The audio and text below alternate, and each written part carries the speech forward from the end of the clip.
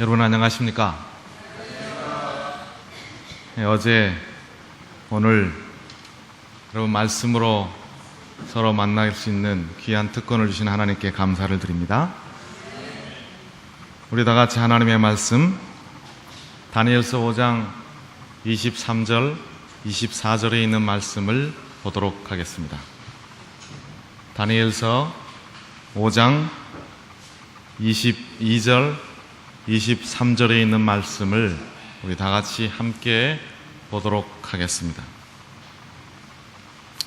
성경을 가지고 계신 분들은 성경을 다 펴셔서 우리 함께 보도록 하겠습니다. 다니엘서 5장 22절 23절에 있는 말씀입니다. 같이 읽습니다. 읽겠습니다. 시작. 벨사살이여, 왕은 그의 아들이 되어서 이것을 다 알고도 오히려 마음을 낮추지 아니하고 도리어 스스로 높여서 하늘의 주제를 거역하고 그 전 기명을 왕의 앞으로 가져다가 왕과 귀인들과 왕후들과 빈궁들이 다 그것으로 술을 마시고 왕이 또 보지도 듣지도 알지도 못하는 금, 은, 동, 철과 목석으로 만든 신상들을 찬양하고 도리어 왕의 호흡을 주장하시고 왕의 모든 길을 작정하시는 하나님께 영광을 돌리지 아니한지라. 아멘. 저는 오늘 이 본문의 말씀을 다니엘서 5장 22절, 23절에 있는 말씀을 잡았습니다. 오늘 말씀에 드릴 제목은 다 알고도입니다. 다 알고도. 우리가 다 알듯이 이 성경의 다니엘서 5장은 한 사람이 그가 어떻게 함으로 말미암아 또 그의 마지막 죽음이 어떠하였는지를 아주 자세하게 한 장을 할애하면서 우리에게 설명해 주는 것입니다. 그래서 여러분, 이 다니엘서 5장을 우리가 잘 보고 좀 더 잘 깨우치면 우리가 마지막을 어떻게 준비하고 또 어떠한 삶을 살아야 될지를 잘 알 수 있는 것입니다. 특별히 여기 벨사살 왕이라고 한 왕이, 한 역사, 한 나라가 멸망하며 한 사람이 죽음으로 그 나라가 멸망하고 그 나라가 어떻게 멸망하였는지, 그것이 왜 멸망되었는지 우리가 그것을 알 수 있습니다. 이 벨사살 왕, 다니엘서는 꿈 이야기가 많이 나옵니다. 다니엘서 1장에도 그렇고 다니엘서 7장에도 그렇고. 그런데 이 다니엘서 5장에는 이제 벨사살이라고 하는 왕이 한 잔치를 베푸는 것입니다. 그래서 그 잔치를 베풀면서 전에 예루살렘에 있었던 그 성전에 있었던 하나님의 전에 있었던 금, 은, 기명들을 이제 그 술자서 그 잔치 자리에 그걸 꺼내어서 그 금은 기명으로 그릇들로 술 마시는데 사용하고 그렇게 하는 일들이 벌어집니다. 그런데 하나님께서 그것을 보다 못하고 이런 일들을 갖게 합니다. 그래서 드디어 그 잔치 자리에 한쪽 벽에다가 어떤 손이 나타나서 이제 메네 데겔 우바르신이라고 하는 그러한 글이 쓰여지게 되는 것입니다. 그래서 잔치가 한참 무르익다가 그 글이 쓰여지는 것을 왕이 제일 먼저 그것을 보게 됩니다. 왕이 보고 나서 글씨가 쓰여지는 것이 저 말 뜻이 무엇인지는 모르지만, 저 내용이 어떤 것을 담고 있는지는 모르지만, 그러나 그 손이 나타나서 그곳에 그 벽에다가 글을 쓰는 것을 보고 그의 왕의 마음은 녹는 듯 하여진다고 그랬어요. 무릎이 흔들린다고 그랬어요. 그래서 도무지 그 뜻이 무엇인지 알 수가 없어서 그 왕이 월급을 많이 주고 고용한 박사와 술사들과 술객들과 점장이들을 다 불러서 그 뜻을 알게 한 것입니다. 아무도 알 수 없는 것입니다. 드디어 왕 앞에 다시 다니엘이, 벨드사살이라고 하는 그 다니엘이 다시 초청받고, 그리고 그 다니엘이 드디어 해석을 하게 되는 것입니다. 그러면서 그 해석의 이야기가 이제 18절부터 쭉 이어져 나옵니다. 그런데 그 해석을 보면은 하나님께서 그냥 그 글의 해석을 그냥 한 것이 아니라 그 글을 해석하기 전에 다니엘이 역사적인 한 이야기를 설명해 줍니다. 다니엘의 부친 왕, 전임 왕, 여기서 부친이라고 하는 것은 꼭 아버지 왕을 이야기하는 것이 아니고 그 전대의 왕을 이야기합니다. 그 전대의 왕인 느부갓네살의 왕에 의해서 이 다니엘의 역사가, 이 바벨론의 역사가 어떻게 쓰여진 것을 다시 한번 회상시켜주고 상기시켜줍니다. 그래서 그 느부갓네살 왕이 참 엄청난 일들을 했어요. 그가 예루살렘에 있는 성소에 있는 하나님의 기명들을 가지고 와가지고 그 곳간에다가 갖다 집어넣었어요. 그리고 그가 꿈을 꾸는데 다니엘서 2장에 한 신상의 꿈을 꾸고, 그래서 머리는 금이요, 팔과 가슴은 은이요, 배는 동이요, 허벅다리와 엉덩이는 동이요, 그 다음에 다리는 철이요, 발과 발가락은 철과 진흙이다. 그래서 그 느부갓네살 왕이 이제 신상을 하나 만드는데, 우상을 만드는데 그게 안 되겠다. 그래서 머리 끝에서부터 발끝까지 전부 금으로 만들어. 그런 일들. 그리고 하루는 그가 왕궁 그 위에 올라가서 이렇게 바라보다가 이 세상을, 이 바벨론을 내가 내 힘으로 건설하고 내가 아주 강하게 하겠다고 하는 그런 교만한 마음이 들 때 하루아침에 그는 미친 사람이 되고, 그래서 들의 소처럼 그가 그런 일들을 경험하는 것입니다. 근데 그런 모든 경험들을 통해서 그가 하늘을 바라봄으로 다시 제정신이 돌아와서 이제 일들을 이어갔던 이야기들이 다니엘서에 나온 그런 내용들입니다. 근데 이 다니엘서 5장 22절은 벨사살이여 왕은 그의 아들이 되었어. 이것을 다 알고도 하늘의 하나님이 이 세상 모든 만물을 주관하는 줄을 아들이 되어서 그 아버지 느부갓네살 왕에 일어났던 일들을 통해서 다 알고 있으면서도, 그리고 하나님께서 이 나라를 누구에게 옮기는지 하나님께서 마음대로 옮길 수 있다고 하는 것들을 다 알고 있으면서도 오히려 마음을 낮추지 아니하고 자기의 마음을 스스로 높여서 하늘의 주제를 거역하고 그 전 기명을 그렇게 하면서 다시 이야기합니다. 그러면서 다니엘이 이제 그 메네 데겔 우바르신이라고 하는 그 말의 뜻을 해석해주고, 그리고 마침내 그 30절, 그날 밤에 갈대아 왕 벨사살이 죽음을 당하였고, 죽음을 당하였어요. 여러분, 성경에 한 인물이 죽음을 맛보는 그 일에 대해서 아주 자세하게 설명하고 묘사하는 게 드뭅니다. 근데 여기는 아주 자세하게 묘사되었습니다. 여러분들이시여, 다니엘을 통해서 오늘 우리에게 교훈하시는 하나님의 말씀은 어쩌면 우리도 벨사살처럼 하나님께서 이미 우리에게 주어진 것들, 우리에게 지혜로 주시고 우리에게 지식으로 주셨던 다 아는 사실들을, 다 알고 있는 것들을 그대로 행치 아니함으로 어쩌면 우리는 벨사살처럼 그렇게 죽음을 맛볼 수 있지 않는가 라고 하는 것입니다. 여러분들이시여, 하나님께서 우리에게 다 알려준 말씀들이 무엇인가? 여러분, 성경은 우리에게 이렇게 이야기하고 있습니다. 우리 다 같이 하나님의 말씀을 야고보서 4장 17절에 있는 말씀을 보도록 하겠습니다.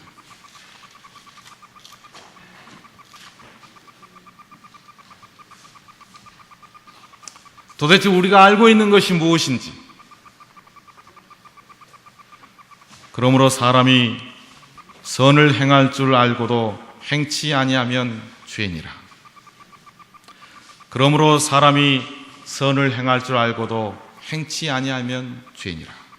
야고보서 사도를 통해서 우리 주께서 말씀하시기를 사람이 선을 행할 줄 알면서도 행치 않으면 죄라고 그랬어요. 여러분, 오늘 제가 여러분들에게 하나님의 말씀을 대언하는 것은 우리가 이미 다 알고 있는 것들에 대한 우리의 삶은 어쩔 것인가라고 하는 것입니다. 또 에베소 4장 17절은 우리 주님께서 우리에게 또 이런 권면을 하십니다. 믿는 것과 아는 것에 하나가 되게 하라고 했어요. 믿는 것과 아는 것에 하나가 되게. 제7일 안식 예수 재림교회 오늘날 많은 사람들이 참 지식이 많아졌어요. 아는 것이 많아졌어요. 건강이면 건강 이야기를 하면 제7일 안식일 예수 재림교회인들을 따라갈 수가 없는 것입니다. 얼마나 많은 지식들이 그 안에 있는지 모릅니다. 아주 먹는 거 무엇을 먹어라, 무엇을 먹지 말라, 그것만 있는 줄 알았더니 무엇을 먼저 먹어야 되는지, 무엇을 나중에 먹어야 되는지 거기까지 복잡합니다. 근데 하나님께서, 예수님께서 이 땅에 오셔서 바리새인들을 책망한 것들을 여러분 잘 살펴보시기 바랍니다. 바리새인들을 어떻게 책망하셨는가? 바리새인들이 책망하실 때마다 예수님께서는 외식하는 자여라고 하는 그런 표현을 썼습니다.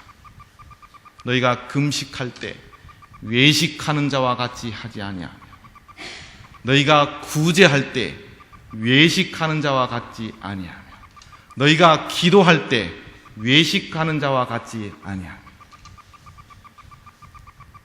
하나님은, 우리 주님께서는 이 땅에 오셔서 외식하는 자와 같이 하지 말라고 그랬어요.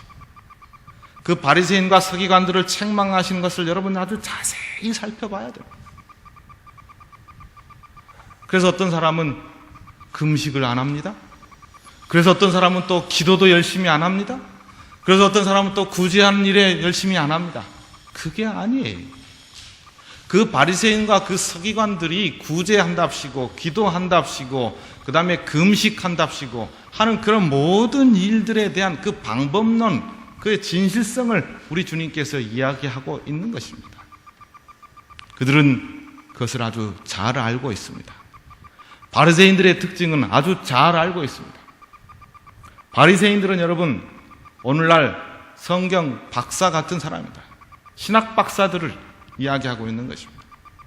오늘날 신학 박사들보다도 더 성경을 잘 알아요. 그들은 성경을 아는 정도가 아니라 성경을 아주 달달달달 애우는 수준입니다. 그런데 그들은 예수님을 영접했습니까? 안 했어요. 왜 그들은 성경을 아주 자세히, 그리고 성경을 암송하면서 얼마나 아주 달아지도록 연구하지만 정작 예수 그리스도를 영접하지 못했을까요? 왜 그랬을까요? 이게 아이러니죠. 여러분, 어쩌면 우리도 이 벨사살이라고 하는 한 사람의 모습처럼 하나님께서 이미 그의 붙인 느부갓네살 왕을 통해서 실물 교훈으로 다 말해줬는데 그것을 간과함으로 말미암아 또 다른 잘못을 범하는 그런 우리가 아닌가 하는 것입니다. 저는 오늘 여러분에게 아주 간곡히 말씀드립니다. 사랑하는 여러분이시여, 성경의 요한복음 6장 63절에 주께서 말씀하시기를 내가 너희에게 이른 말이 영이요 생명이라고 말씀하셨습니다. 내가 너희에게 이른 말이 영이요 생명이다. 여러분, 제가 묻습니다. 여러분, 하나님의 말씀이, 우리 주님께서 우리에게 주신 이 말씀이 영이요 생명입니까? 여러분, 그렇게 믿으십니까? 그렇다면 여러분, 하나님의 말씀이 영이요 생명이라면 그 말씀이 여러분에게 어떻게 작용하고 있습니까? 그 말씀이 정말 여러분에게 영이 되고 그 말씀이 정말 여러분에게 생명이 되고 있습니까?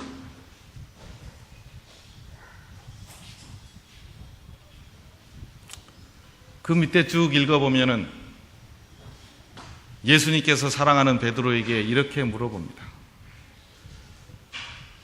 예수님의 제자들이 수도 없이 예수님 주변에 몰려들었습니다. 근데 그들이 왔다가 계속 예수님을 따르는 것이 아니라 수많은 사람들이 예수님을 따르지만 예수님 곁에 남아있는 사람은 별로 없어요. 우르르 몰려왔다가 우르르 빠져가는 것입니다. 예수님 당시에도 그랬어요. 그러니까 여러분, 이 교회도 혹시 사람들이 많이 왔다가 좀 빠진다고 실망하지 마십시오. 예수님 때도 그랬으니까. 근데 예수님은 그게 좀 섭섭한 것입니다. 많이 왔던 사람들이 계속해서 함께 머물러 있기를 원하는데 또 빠져나가는 것입니다. 그래서 예수님께서 하루는 제자 베드로에게 이렇게 물어봅니다. 예수께서 12 제자에게 이르시되 너희도 가려느냐? 그랬어요. 너희도 가려느냐? 그 성질 급한 베드로가, 대답 잘하는 베드로가 아닙니다. 주여, 영생의 말씀이 계심에 우리가 네게로 가오리까? 그랬어요. 무엇이 있으며요? 영생의 말씀이 있으며 우리가 네게로 가오리까?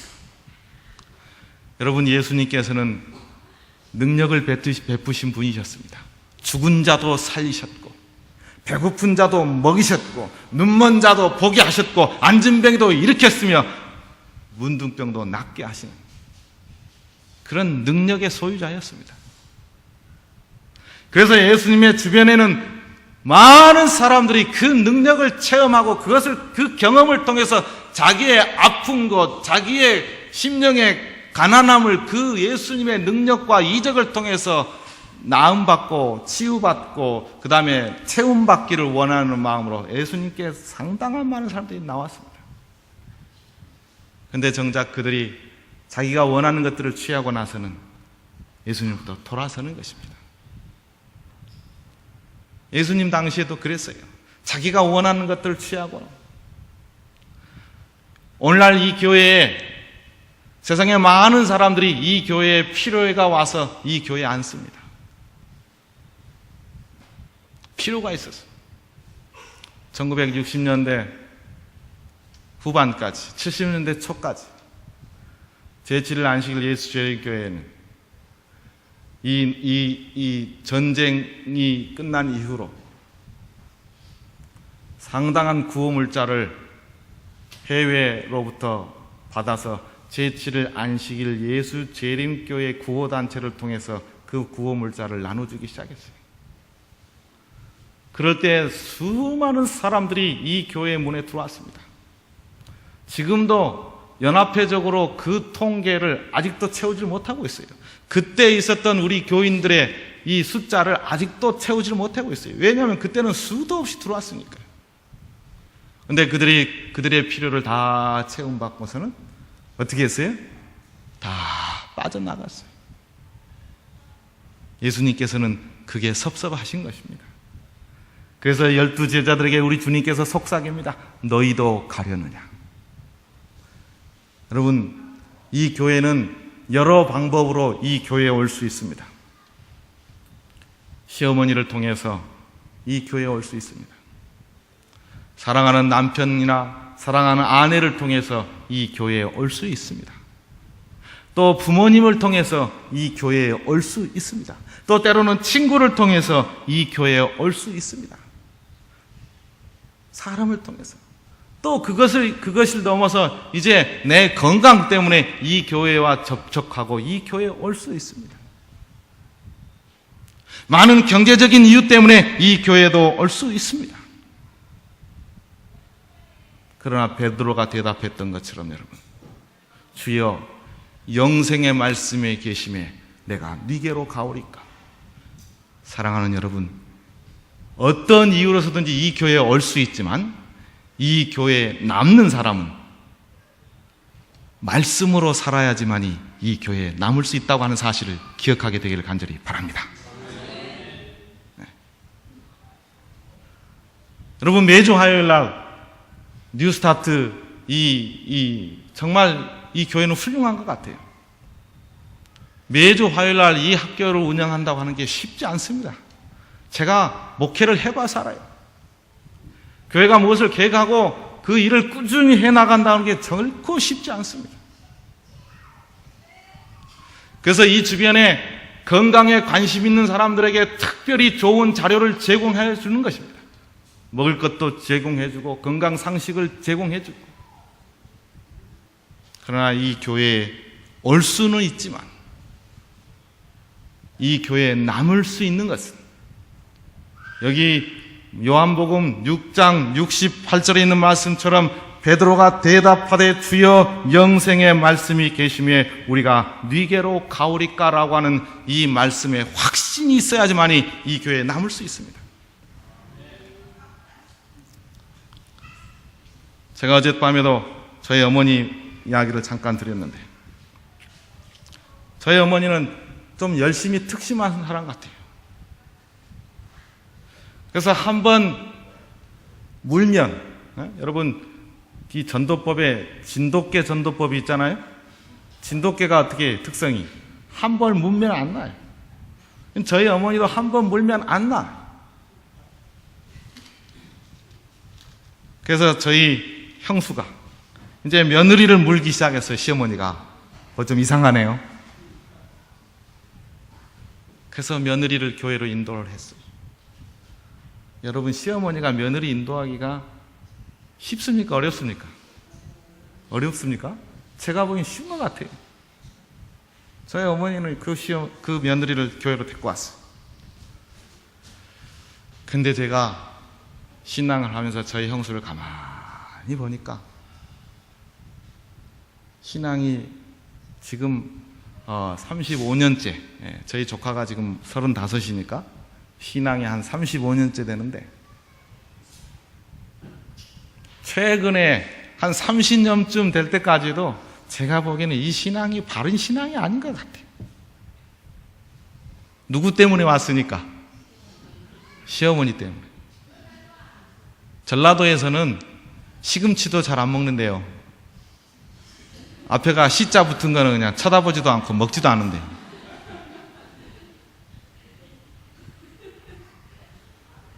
그래서 그 시어머니 때문에 시작한 이 신앙이기 때문에 그냥 이 신앙이 시들시들해. 바람이 불면 흔들려가. 그런데 제가 그걸 가만히 보니까 시어머니 때문에 왔다 이거예요. 마치 예수님 당시에 어떤 이유 때문에 많은 다양한 이유 때문에 왔죠.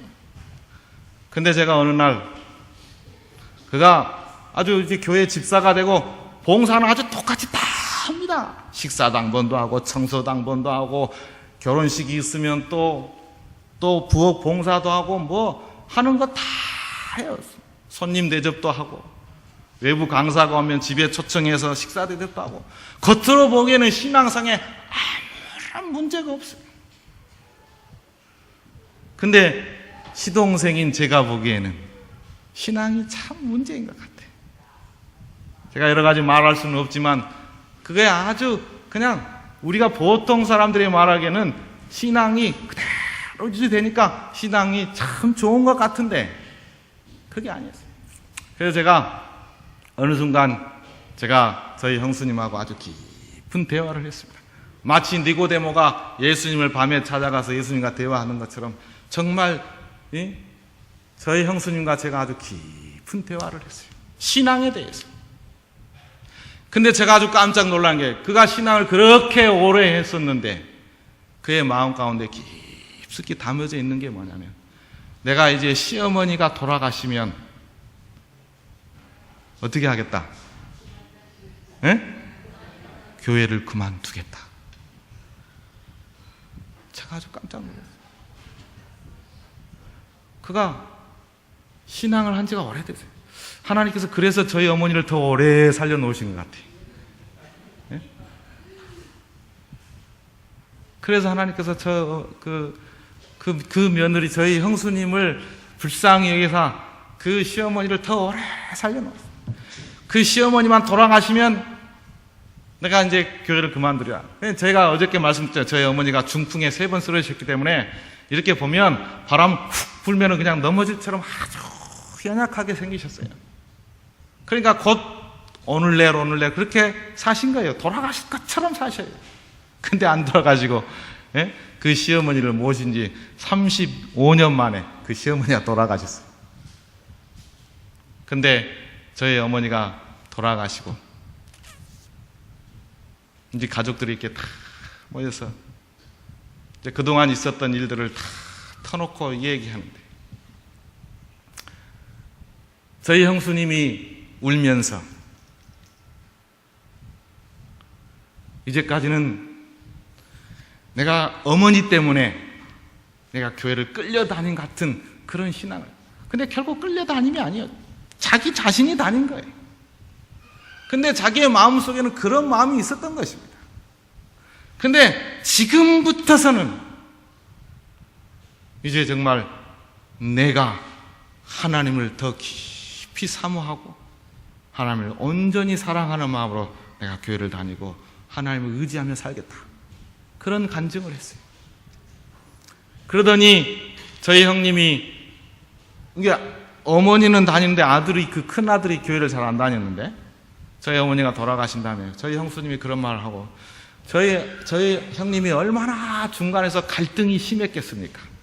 어머니와 자기 부인의 사이에서 내가 봐라, 어머니만 돌아가시면 내가 이 교회를 다닌가 봐라. 근데 그 아들의 마음속에 얼마나 조마조마했겠어요. 근데 우리 형수가 그런 간증을 할 때 저희 형님이 결심을 합니다. 그리고는 선포를 합니다. 이제부터서는 나도 교회를 열심히 다닐란다. 사랑하는 여러분,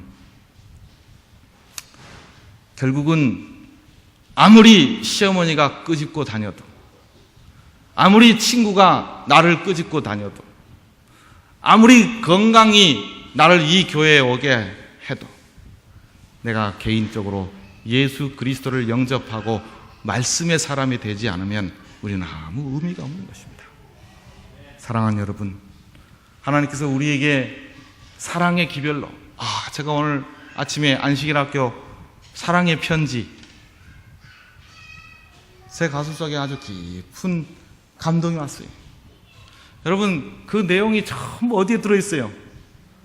성경에 하나도 빠지지 않고 거기에 있는 내용들이 다 기록되어 있는 것입니다. 그거를 아주 쏙 빼가지고 사랑의 편지라고 읽는데 제가 얼마나 제가 이제껏 목사이면서 말씀을 선포하면서 제가 이 말씀을 그 사랑의 편지로 제가 표현해보지는 한 번도 안 해봤어요. 근데 제가 그걸 읽으면서 상당히 제가 부끄러움을 맛보면서도 너무 감동적이었어요.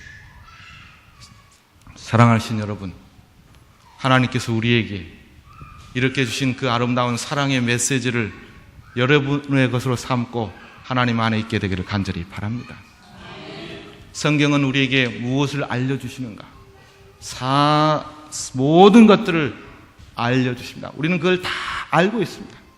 성경은 우리에게 용서하라고 말합니다. 그래는 우리에서 용서에 대해서 알고 있습니다. 그렇습니까? 우리는 용서에 대해서 알고 있습니다. 여러분, 용서가 얼마나 우리에게 필요한지를 요즘에는 성경에 기록된 것을 떠나서 과학이 그것을 다 설명해 주고 있어요. 요즘 과학이 얼마나 좋은지 모릅니다. 성경에 있는 것들을 아주 믿지 않는 과학자라 할지라도 자기가 잘 연구한 것 같은데 그게 성경에 있는 이야기야. 이 과학적으로 이 용서가 얼마나 중요한지를 여러분 우리에게 다 데이터를 통해서 우리에게 이야기해 주고 있어요. 용서하지 않으면 내 뼈가 말라가는 거거든. 용서하지 않으면 내가 죽어가는 것이거든요. 그래서 성경은 우리에게 용서하고 살라고 했어요. 여러분, 우리는 그걸 잘 압니다. 근데 용서가 쉬워요, 어려워요? 용서가 쉬워요, 어려워요? 용서처럼 쉬운 게, 어려운 게 없어요. 용서처럼 어려운 게 없어요. 다 알면서도 안 돼. 우리 목사들은 또 이 금연 강의를 또 많이 했죠. 금연 강의. 제가 목포에 있는 3호 중공업이라고 하는 현대 이 직원들하고 한 200명을 놔두고 이 금연 강의를 했어요. 담배를 피우면 무엇이 안 좋고 무엇이 안 좋고 그런 이야기를 해야 되지 않겠습니까? 그래서 그 사진을 보여주면서 담배를 피우면 어디가 어떻고 그걸 자세히 잘 설명해 줬어요.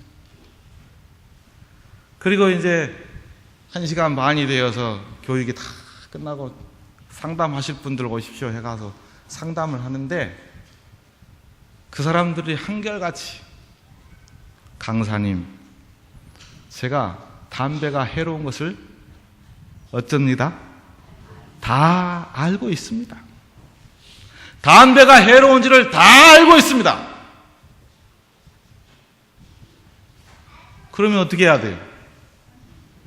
알고 있으면 끊으면 돼. 근데 그걸 못 끊어. 그걸 못 끊어. 여러분, 습관을 바꾸기가 이렇게 어렵습니다. 습관을 바꾸기가 이렇게 힘든 것입니다. 밥 먹는 습관 바꾸는 것, 이게 쉬운 일이 아니에요. 빨리 먹지 말라고 아무리 외쳐도 밥 숟갈 뜨기 시작하면 벌써 끝나버렸어요. 아무리 꼭꼭 씹으라고 그렇게 이야기를 해도 한 몇 번 씹으면 이미 그냥 싹 넘어가 버려요. 그 참 희한해요. 여러분, 습관을 바꾸는 게 쉽지 않다고 하는 것입니다. 그러나 여러분, 제가 오늘 여러분에게 정말 간절히 말씀드립니다. 하나님께서 우리에게 말씀하시기를 하나님의 말씀은 살았고 운동력이 있어서 좌우의 날선 어떤 검보다도 예리하여 그 다음에요 관전과 영과 혼과 관절과 및 골수를 찔러 쪼개기까지 한다고 했어요. 하나님의 말씀은 어쩐다고요? 살았고 운동력이 있고 아주 예리하다고 했어요. 이게 말씀처럼 예리한 게 없어요. 여러분, 칼 중에 잘 드는 칼이 어떤 칼일까요? 어떤 칼이 잘 들어야 되겠어요? 여러분, 칼을 사용하는 직업을 혹시 갖고 계신 분이 계십니까? 우리 주부들은 집에서 다 칼을 사용하잖아요. 제가 또 아주 이상한 경험을 했습니다. 제가 2년 동안 첼로와 바이올린을 만드는 공장에서 일을 했어요. 공돌이 생활을 했어요. 그래서 칼이 얼마나 예리해야 되는지를 그때 깨달았어요.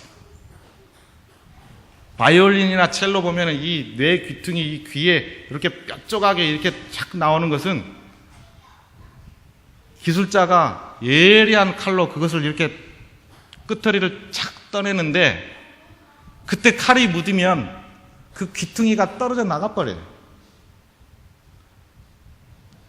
그래서 귀퉁이가 떨어져 나가면 아까우니까 어떻게 하겠어요? 본드로 갖다 붙여요. 근데 본드로 붙여도 아무도 몰라. 근데 기술자는 그걸 보면 알아요. 아, 이거는 본드로 붙였구나. 여러분, 칼이 묻으면 그 바이올린, 그 귀중한 바이올린 하나를 그냥 손해보는 거예요. 근데 칼이 예리해야 그 바이올린 곡선을 아름답게 끄트리를 착 마무리할 수 있는 것입니다. 아주 예리해야 돼요. 여러분, 수술실의 칼이 무디다고 생각해 보십시오. 떼어낼 부분을 정확하게 착 칼을 대면은 아주 예리하게 그것이 착 찢어지면서 그 건강한 쪽과 건강하지 않은 쪽이 이렇게 착착착 분리되어야 되는데, 칼이 묻어가지고 몇 발씩 이렇게 한다고 생각해 보십시오. 문제가 되지 않겠습니까? 근데 수술실의 칼보다 더 예리한 게 뭐다고요? 말씀이다고요. 그러니까 여러분, 말씀으로 수술되지 않으면 암이 제대로 제거되지 않겠죠? 에? 여러분, 이제까지 칼로만 제거되는 걸로 생각을 하시죠? 칼로 잘라내야 제거된다고 생각하시지만, 성경은 분명히 하나님의 말씀이 뭐하다고요? 예리하다고요. 좌우의 날선 어떤 칼보다도 더 예리하다고요. 그렇기 때문에 여러분, 암이 있으신 분은 그 예리한 말씀의 칼로 내 몸의 안 좋은 부분을 도려내야 돼요. 그렇지 않으면 절대 안 됩니다. 그래서 왜 신앙을 해야 되는지, 왜 예수님께서 요한복음 6장 63절에 내가 너희에게 이른 말이 영이요 생명이다라고 하는 말씀인지를 여러분, 그걸 아셔야 돼요. 그것을 깨달고 마음에 받아들이고 영접할 때에만이 비로소 그것이 온전히 쪼개지는 것입니다. 제 주변에 요즘에 간암 환자도 웬만하면 수술을 통해서 회복할 수 있습니다. 근데 초기인데도 수술을 못하는 분이 있어요. 왜 그런가 했더니 아주 작은 것이 한쪽에가 몰려있으면, 조금 크더라도 한쪽에가 있으면 어떻게 하겠어요? 그거를 쫙 자르면 돼. 근데 아주 작은 덩어리가 그냥 쫙 퍼져 있기 때문에 도대체 이 칼로 어디를 손대야 될지를 모르는 거예요. 여러분, 아무리 칼이 예리해도 그렇게 할 수 없습니다. 그러나 여러분, 하나님의 칼은 부작용이 없습니다. 아무리 작은 것이 몸 전체에 쫙 퍼졌다 할지라도 하나님의 칼은 필요한 것과 필요하지 않는 것들을 찾아가면서 예리하게 쪼개내는 것이 하나님의 말씀이라고 하는 사실입니다. 사랑하는 성도 여러분, 오늘서부터 생명의 말씀인 하나님의 음성을 듣게 되기를 간절히 바랍니다. 여러분, 이거 다 알고 계시죠? 제가 요양병원에서 일주일 동안 성경 말씀을 아침과 저녁에 다 했는데, 저녁에 이제 오후에 이 산책하면서 같이 환자들하고 다니면서 환자들이 하는 말이 이구동성으로 저에게 뭐라고 하냐면, 목사님 말씀은 참 쉬워요 그랬어요. 여러분, 성경은 쉬운 것입니다. 성경은 예수님께서 어린아이를 앞두고 가르치고 무식한 사람들에게도 말씀해서 그들이 깨우쳐지도록 해놓은 거예요. 근데 그 쉬운 것을 누가 어렵게 만들면 사람이 어렵게 만들어요. 여러분, 아는 것을 어떻게 해야 된다? 실천하시기 바랍니다. 오늘부터 실천하시기 바랍니다. 여러분, 예리한 칼도 계속 어떻게 해야 그 칼의 예리함을 유지하겠습니까? 숫돌에 어떻게 해야 돼요? 갈아야 돼요. 여러분 다 알죠? 숫돌에 안 갈면 어떻게 돼요? 무뎌져요. 여러분, 이 말씀의 칼도 계속해서 갈아야 돼. 하나님의 말씀은 좌우의 날선은 어떤 것보다 예리하다고 했지만, 여러분, 우리 스스로가 그 날을 무디게 그냥 숫돌에 갈지 않으면 그 칼은 무뎌져 버려요. 아무리 그것이 하나님의 말씀이라 할지라도, 여러분, 내가 오늘 또 그 숫돌에 대고 말씀을 계속 갈 때만이 그 칼이 예리해진다고 하는 것입니다. 여러분이시여, 제발 오늘부터 말씀의 칼을 사용하게 되기를 간절히 바랍니다. 말씀을 마치면서 디모데에 있는 말씀을 마치도록 보여드리도록 하겠습니다. 디모데후서 3장 16절. 저는 참 성경의 말씀을 아주 쉬운 것만 이야기해요. 디모데후서 3장 16절. 모든 성경은 하나님의 감동으로 된 것으로 교훈과 책망과 바르게 함과 의로 교육하기에 유익하니. 17절 이는 하나님의 사람으로 온전케 하며 모든 선한 일을 행하게 온전케 하려 함이니라. 여러분, 이 말씀을 깊이 상고하시게 되기를 바랍니다. 모든 성경은 무엇으로 됐다고요? 하나님의 감동하심으로 됐어요. 그래서 교훈과 책망과 바르게 함과 의로 교육하기에 유익하다 그랬어요. 근데 그것은 잘 아는데 그 하나님의 감동으로 된 그 감동이 우리의 마음에 감동으로 오지 않기 때문에 교훈이 안 되고 책망이 안 되고 바르게 함이 안 되고 의로 교육함이 안 되는 것입니다. 여러분, 하나님의 말씀이 우리를 오늘도 교훈하시고 바르게 하시고 의로 교육하고 책망하는 말씀이 되게 하기를 간절히 바랍니다. 그럴 때 하나님께서 약속하신 그 모든 축복들이 저와 여러분의 것이 되는 것입니다. 여러분, 부자가 되고 싶습니까? 여러분, 하나님의 말씀으로 교훈을 삼게 되기를 간절히 바랍니다. 여러분, 건강하기를 원하십니까? 계속해서 현미밥만 먹지 마시고 하나님의 말씀으로 힘을 얻게 되기를 간절히 바랍니다. 그럴 때 그 진정한 건강을 맛볼 수 있는 것입니다. 여러분, 정말 화해하고 싶습니까? 여러분, 말씀으로 새롭게 힘을 얻게 되기를 간절히 바랍니다. 여러분, 그럴 때 진정한 화목이 있을 것입니다. 모든 성경이 나에 대해서 증거하신다고 하는 이 하나님의 말씀이 여러분에게 실질적인 생명이 되기를 간절히 바라면서 말씀을 마치도록 하겠습니다.